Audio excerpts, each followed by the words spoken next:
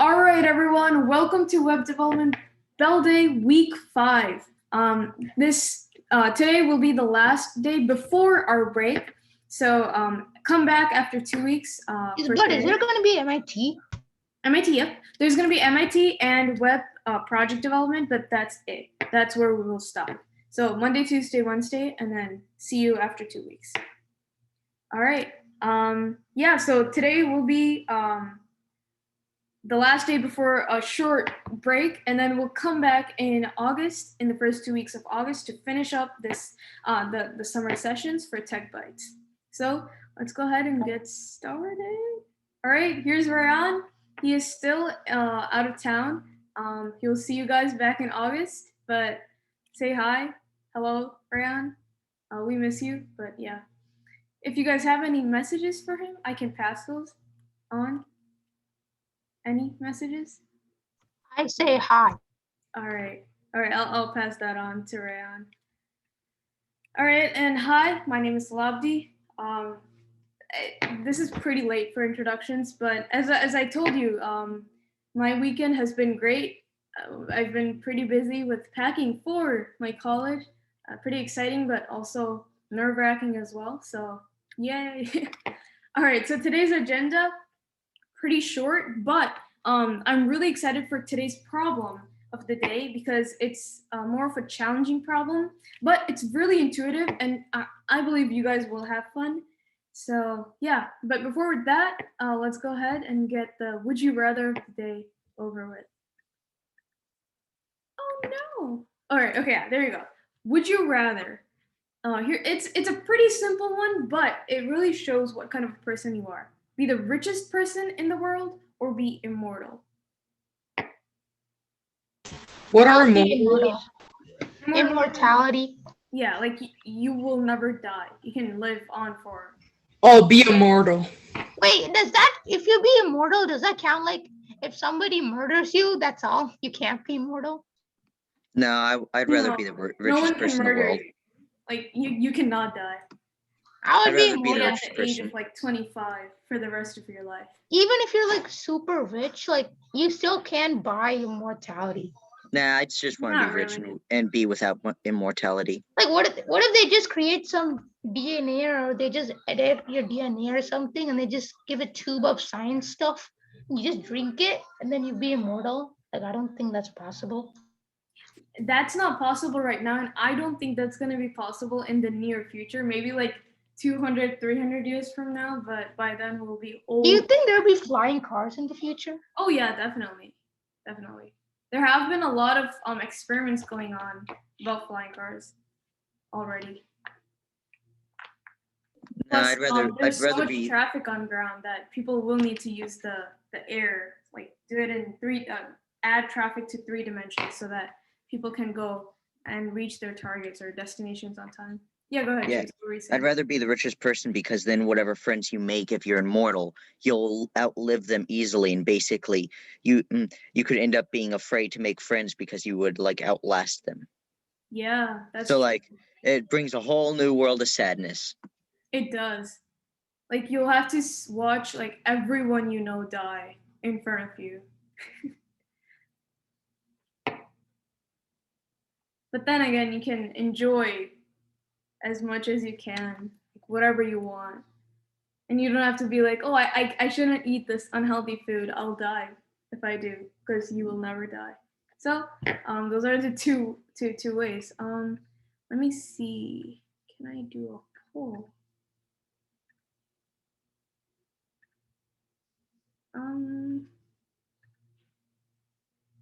Poll. Yeah, most likely not.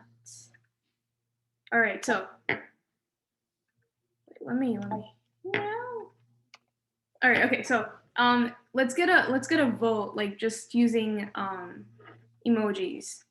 How many of us would like to be the richest person of the world? I'd say me. What a Zoom emoji. Richest person. Richest person. All right. And then what about immortal? Me. All right, Avanish. Me.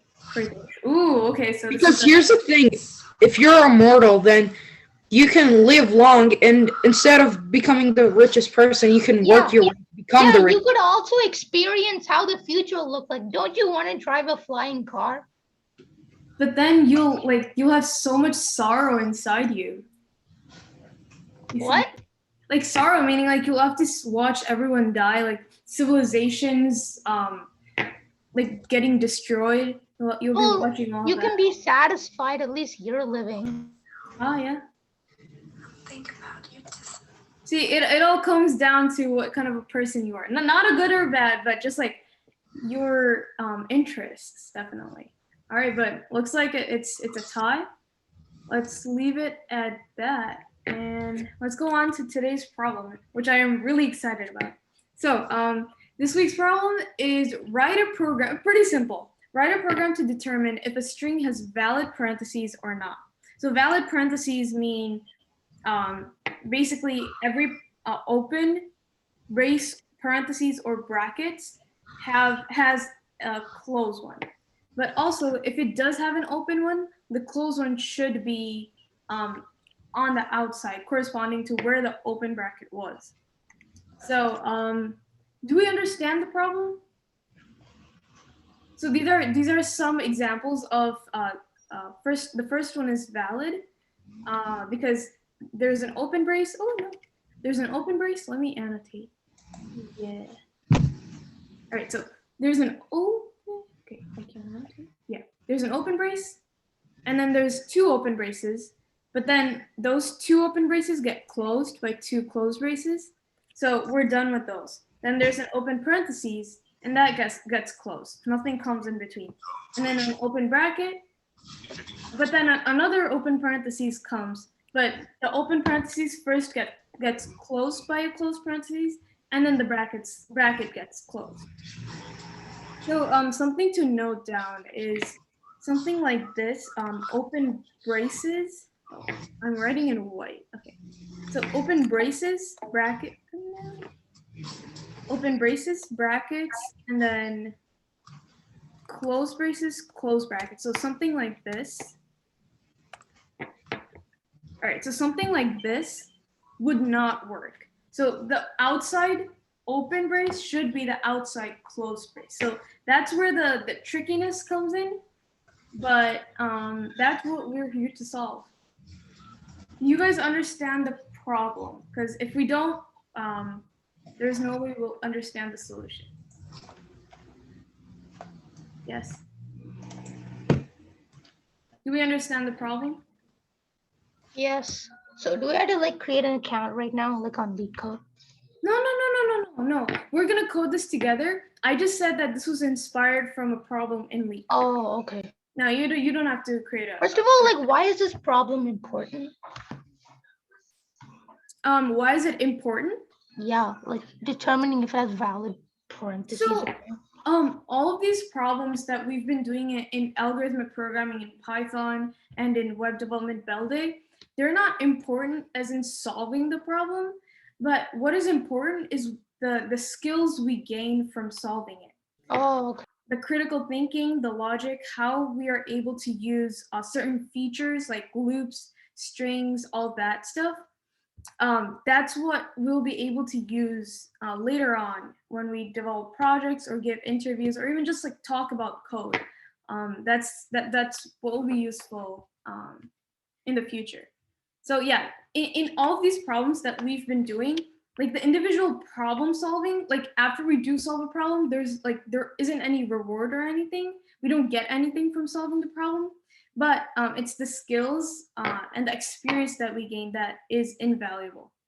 And then it's the same thing as math problems, like those word problems, like Tommy has 15 apples. If he eats 5, how many remain? Like you don't get anything if you do solve it, but you learn the skills of addition or subtraction.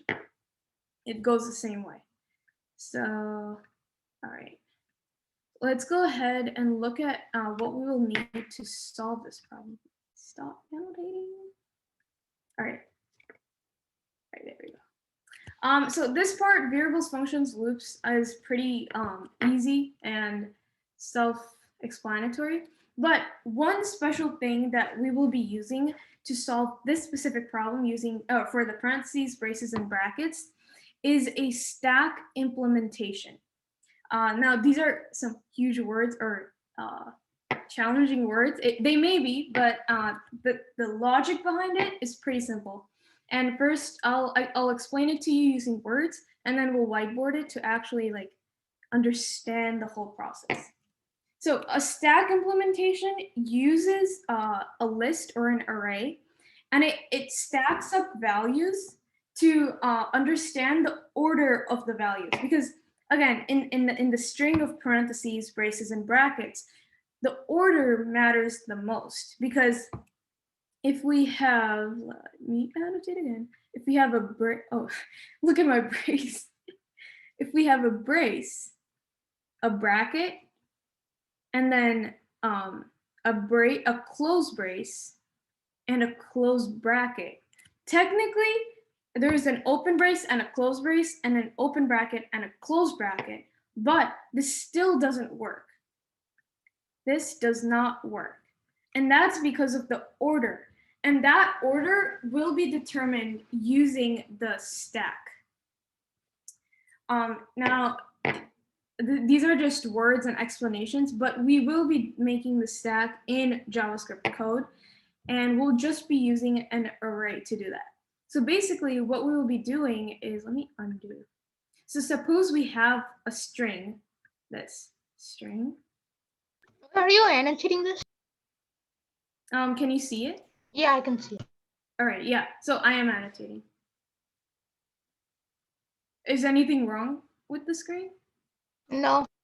Okay, all right. So yeah, what was I saying? Oh yeah, so if we have a string, suppose this is the string that is passed in, then each open bracket, brace, or parentheses is added to our stack. So our stack is an array, which starts empty. But for each open thing, let's just call it thing, we add it to our stack. So we have our brace in the stack, and then the next open or next what do you call it? Next bracket is an open bracket, so we add it to the stack. And then the third brace is actually a closed brace. So instead of adding it to the stack, what we check is the last value. Let me change my color. So the last value of the stack needs to be corresponding to this next value that I have over here, which is not, because this is a brace. Where's my arrow? Let's go. This is a brace, and this over here is a bracket. So that will determine that overall, let's pick green. Overall, this string that we have is not valid. So not, all right, not valid. Now, as I am explaining all of this, if you guys have any questions, do let me know, just shout out, because as I said, this is a little bit of a challenging problem because understanding it is the biggest step, but once we do, coding it will be a lot more easier. But if you don't understand it, coding it will be like over here, and this whole problem won't be as fun. So do we all understand how we have this stack array? This is our stack. So how we have this stack, and what we add every open brace, parentheses, or bracket, but for closed brace, parentheses, or bracket, we check the last value. If it is the same or corresponding to the brace, if it's a brace and a brace, or a bracket and a bracket, or parentheses and parentheses, then it's valid. If it's not, then we already know that it's not valid. And in terms of code, we will just return false. So I will clear the drawings because no one is shouting out that they don't get it. So here we go. Anyway, we are going to do a little bit more of the whiteboard just to understand the pseudo code of like basically what we will code. So here we go. Let's share my whiteboard. All right. So as I said, we'll be using the stack. And here is how we will use it. So adding in the function, the variables and loops, that is a given because we are the input of this function will be a string. So let me write that as well. So the input is a string, and what we will be returning is a Boolean. So a true or a false. Do we have to create any functions for this? We'll just be creating one function. In which we'll add all the code.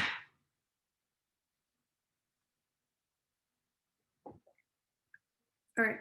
So yeah. So our input will be a string. So for example, just parentheses, open brace, open bracket, close bracket, and then close both parentheses. So this is a valid statement, and I said it so that we know. But this is an example of what we will get in our input string.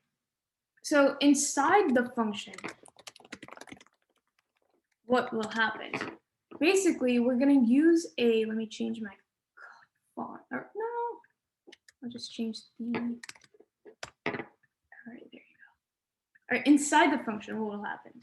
Inside the function, we're going to have a for loop because we're going to go through each character of that string. What we did back there in on the slide, we went through the brace, the bracket, the brace, and the bracket. So we're going to use a for loop to go through each character of the string. And once we do that, all right, okay. Once we do that, for each character, we need to have that stack. Now, before we do add in the for loop, I'm just going to quickly fit over here that we're going to initialize or set. Where's my text? All right, so we're going to set. We're going to set so var stack to an array, an empty array, right before we do start the for loop. So inside the for loop, we say if the character that we are working with, so if, let me change my color. All right, I'm doing pretty well this time, right, with the colors and the organization. So if, oh, here it goes nothing. All right, let's use the mouse. So if our character, oh no. All right, if our character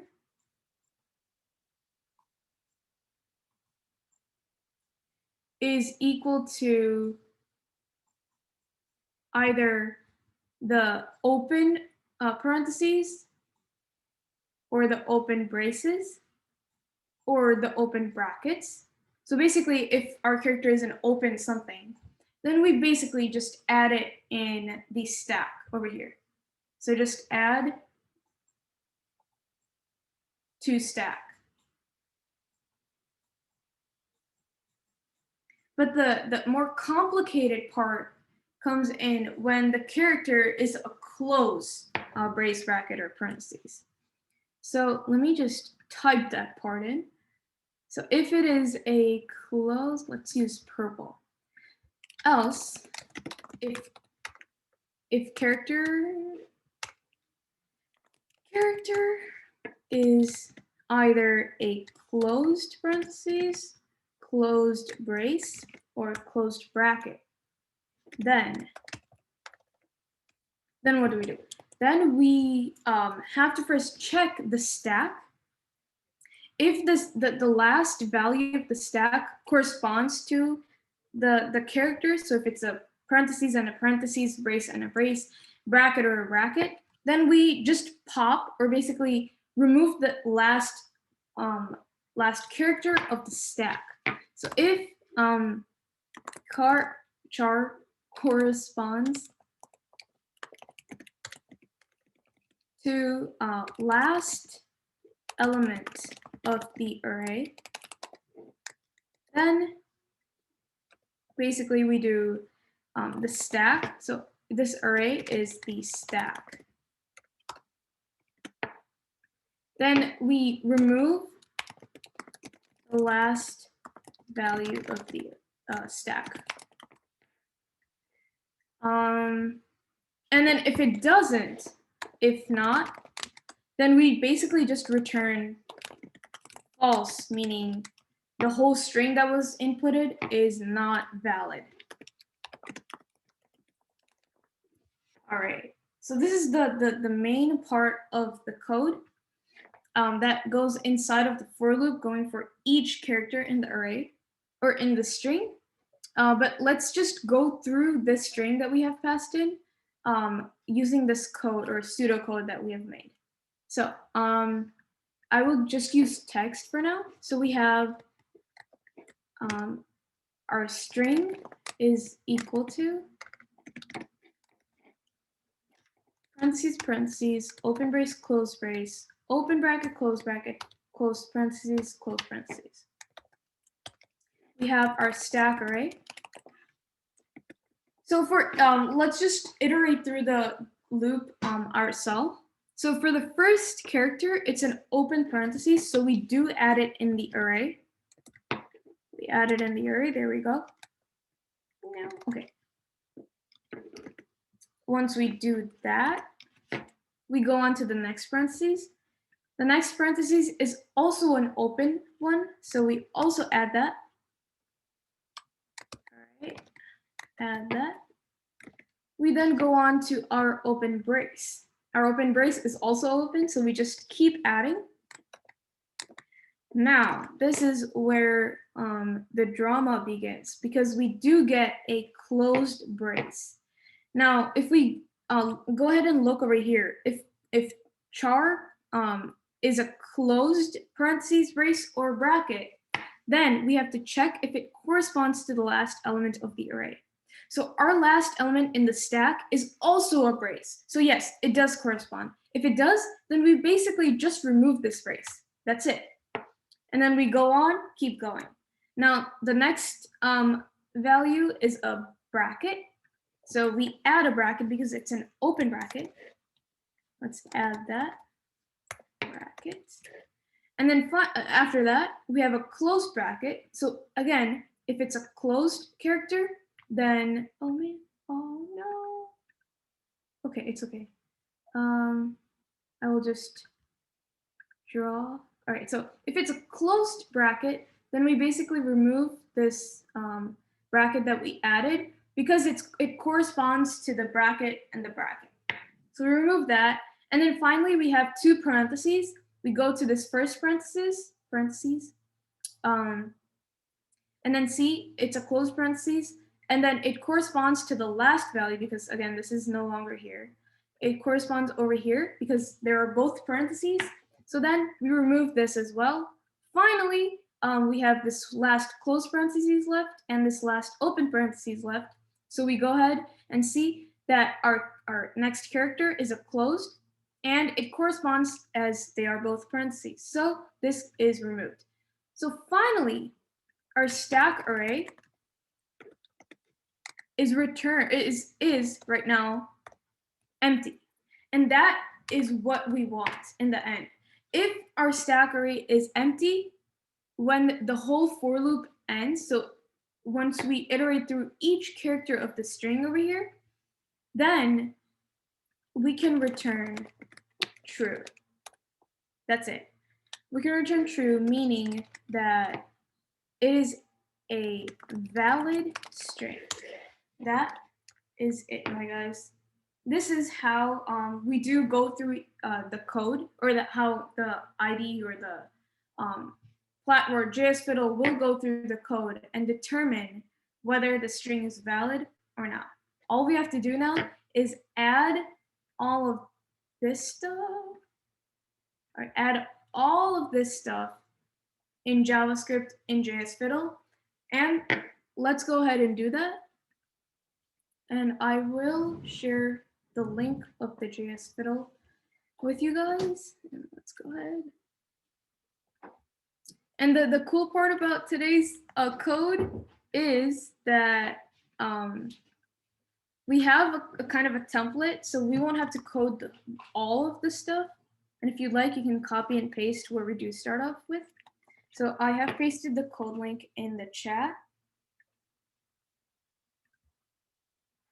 And let me share my screen once more. All right. I'll just explain to you guys what all of this means. And once we do that, we will go ahead and code the rest of it and be done with it. So are you guys able to get into the JS Fiddle? I don't see anyone so far. Just watch from the All right, no problem. All right, so let's go ahead and begin. So what I have over here is an input. So an input parentheses if I do run. Why is this not running? Oh, there we go. Okay.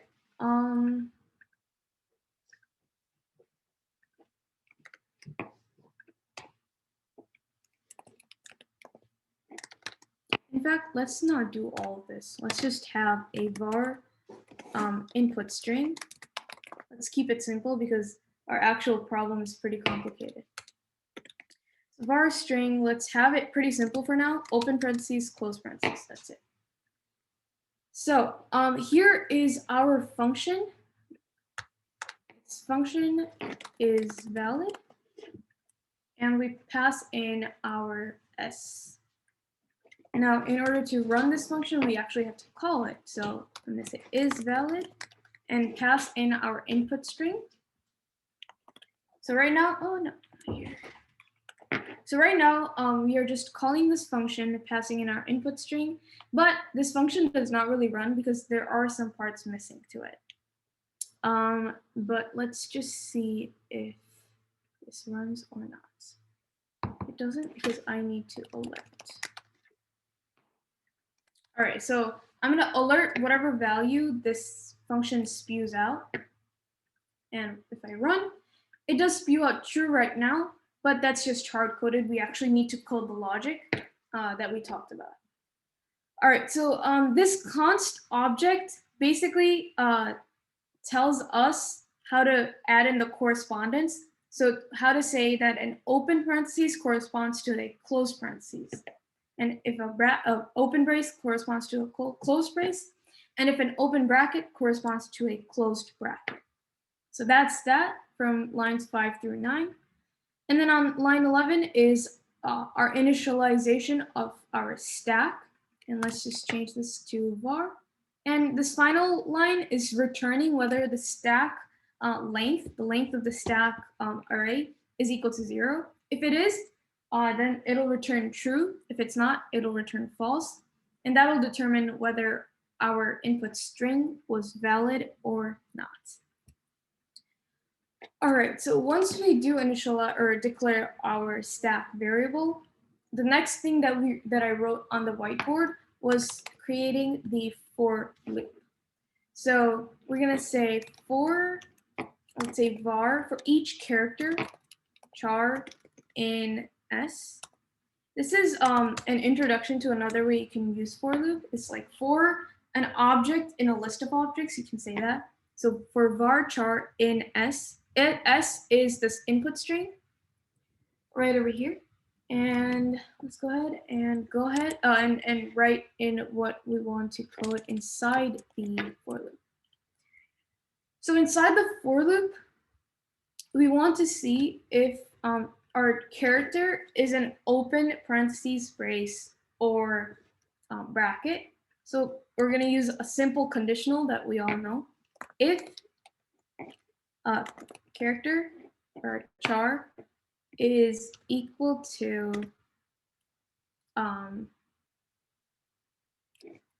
our bracket or I'm just gonna copy this and change the open bracket to an open brace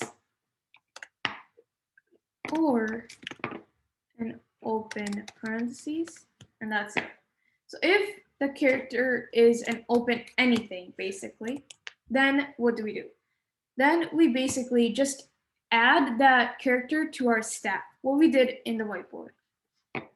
So that's just one line of code, stack.push. So add it to the end of the array, stack.push, and then our character. Easy. And that's it if the character is an open thing. Else what do we do? Else if it's a closed thing, closed brace, bracket, or parentheses, we need to first check if it corresponds to the last character in our stack. So we have added another conditional.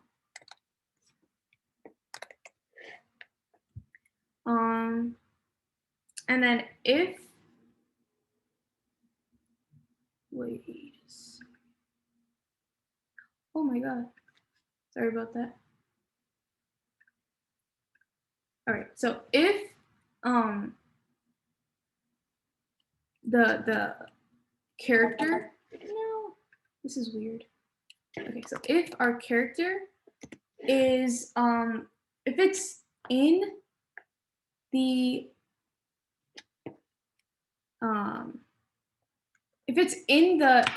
if it's corresponding to like the last character in the stack, then we have to pop it. But if it's not, we have to add in a conditional. So if character is not equal to, and basically what we'll do is we're going to say stack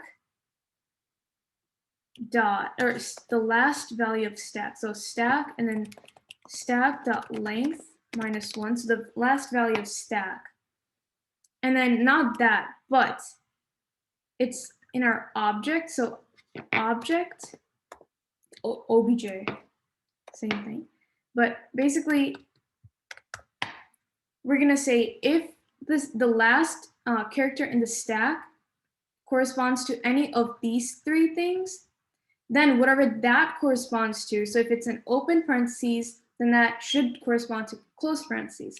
But our conditional says if it doesn't, so if the character does not correspond to this close parentheses, according to the stack, then we got to do something. Then basically what we do is return false. There you go.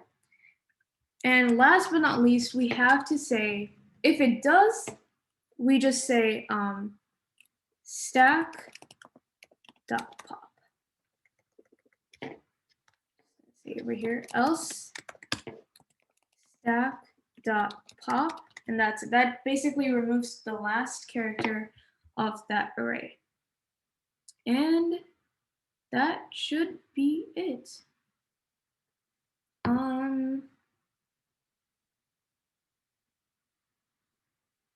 Yeah. After that, we basically return if it is equal to 0 and alert this final thing. So let's see if this runs and works. Run that. Where is the console? All right, let's show console.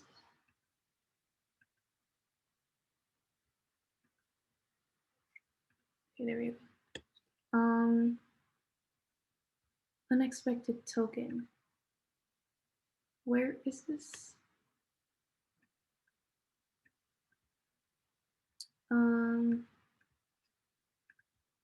All right, we got this in line.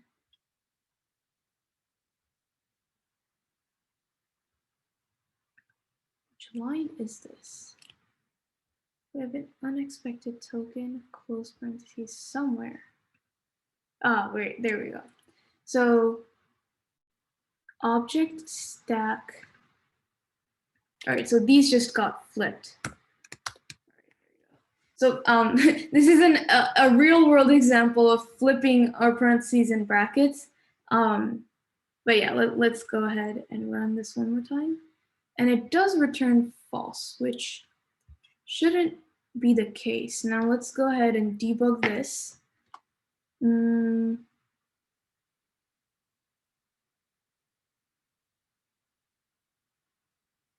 So what I'm thinking is, just to make this a lot more simpler, is we're gonna say var popped character, or char, popped char, is equal to stack.pop. Already popped that character off, and then it saves the last character that it removed from the stack into this variable. And instead of doing all of this, we're just gonna say popped character. And yeah, let's see if that works. False again. Will it just like make a random parentheses and then it'll tell if it's like correct or not? Yeah, let's see. So it's saying false for, looks like, for almost everything. Because I just added, replaced it with a single parentheses, which is correct. It shouldn't be that. But let's see.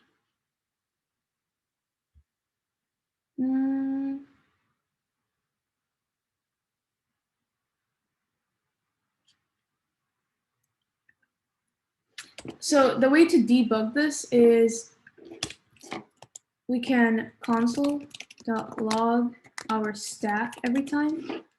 Let's see what that does. Nice. So var char in s. Oh, okay. So the whole for loop is not working because I mixed up my languages.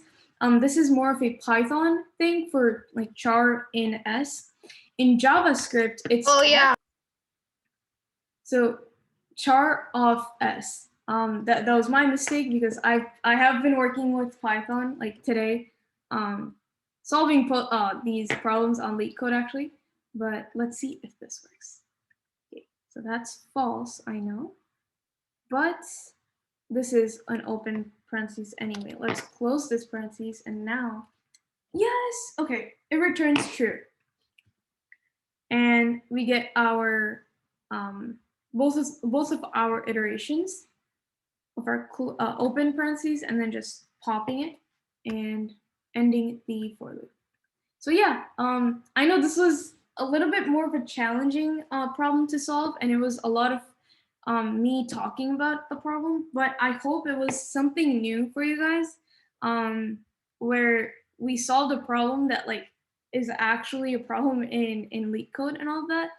And yeah, we used stack, which was a new way to solve problems. It's not like a library or a module.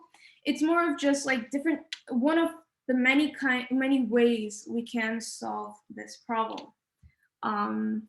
And yeah, we learned a lot of like efficiency, because this is one of the most efficient ways to solve this type of problem. The way they call it, just some more knowledge to pass on to you guys, they call it O n efficiency. So n, basically it's, suppose n is the variable I put into this function, then it's gonna go a multiple of n times. If this was log n, then it would go like according to the function of log n. So if you add in like a million as in our as n as our input variable, or like the length of the string that we put in, how the log function goes, let me search it up really quick. How the log function goes is something like this. So if you go to a million, it's only gonna go up to like 15. And that is what programmers do want. A log n operation is like very nice. So ours isn't log n, but it's n. It's not like n squared or n cubed, which increases exponentially. That would like take a very long time if we passed in a really long string. So yeah, this is an ON operation efficiency solution, but yeah, there we go. Any questions now? If not, then I will start sharing again